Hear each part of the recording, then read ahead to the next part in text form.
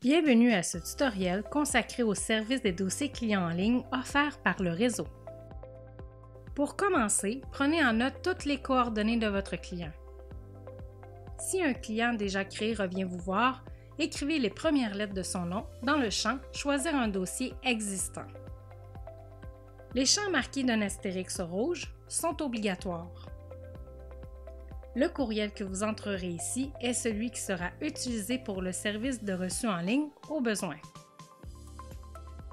Remplissez ensuite les questions de la section « Informations générales ». Si votre client se présente avec un document médical ou autre, vous pouvez l'ajouter dans la section « Documents à joindre au dossier ». Dans la section « Maladies et conditions », vous pourrez prendre connaissance de l'état de santé de votre client et déceler toute contre-indication qu'il pourrait y avoir avant votre soin. Utilisez les différents menus déroulants pour sélectionner les maladies et les conditions qui s'appliquent à ce dernier. Si vous ne trouvez pas une option, cochez « Autre » et précisez. Chaque fois qu'une option est sélectionnée, elle apparaît dans un résumé où vous pourrez ajouter des précisions. Certaines conditions, comme les allergies, obligent l'ajout d'informations. Dans la section « Raisons de consultation », vous indiquez les raisons pour lesquelles votre client vous consulte. Précisez ensuite l'origine de cette condition et s'il y a lieu, le diagnostic reçu. Lors d'un autre rendez-vous, vous pourrez ajouter de nouvelles raisons de consultation. Cliquez sur le bouton « Nouvelles raisons de consultation » qui apparaîtra lorsque votre dossier sera enregistré. Vous aurez toujours accès aux différentes raisons de consultation de votre client en consultant le menu déroulant.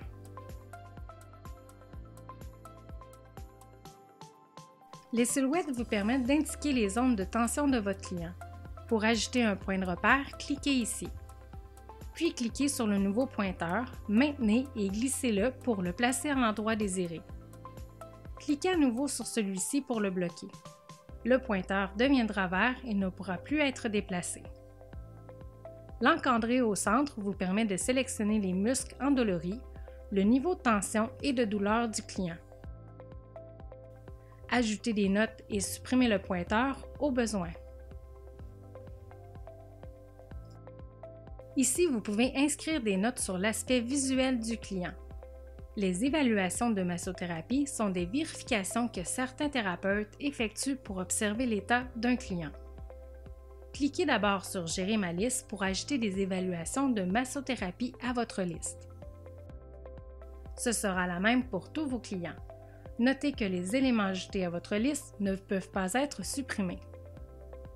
Vous pourrez ensuite sélectionner un élément de votre liste, indiquer si votre test est positif ou négatif et ajouter des notes.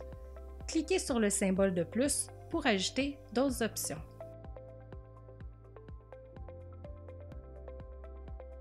La section Notes de soins est obligatoire. Indiquez ici la date à laquelle vous avez reçu votre client. Pour la description du soin, vous avez le choix entre écrire directement dans l'encadré ou sélectionner un élément de votre liste dans le menu déroulant.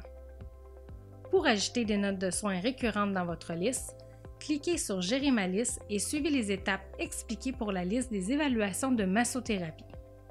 Cette liste sera également la même pour tous vos clients. Finalement, inscrivez ici les suggestions que vous avez données au client à la suite de son soin s'il y a lieu. Si votre client revient vous voir souvent, dans la section « Notes de soins », vous pourrez voir dans le bas de l'encadré les dates de vos dernières consultations en ordre chronologique.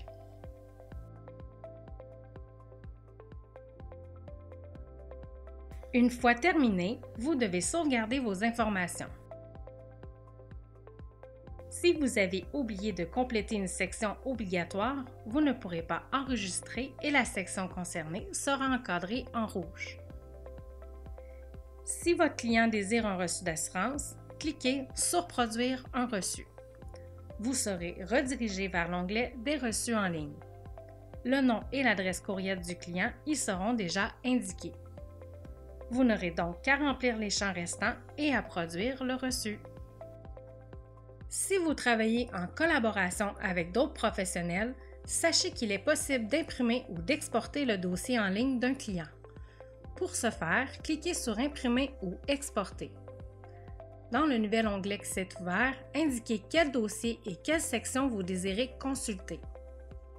Le contenu choisi s'affichera dans un document PDF que vous pourrez imprimer ou enregistrer sur votre ordinateur. Prenez note que vous êtes toujours propriétaire de vos dossiers clients et que vous pouvez les exporter à tout moment. Voilà, c'est terminé. N'hésitez pas à aller tester le tout avant l'arrivée de votre prochain client.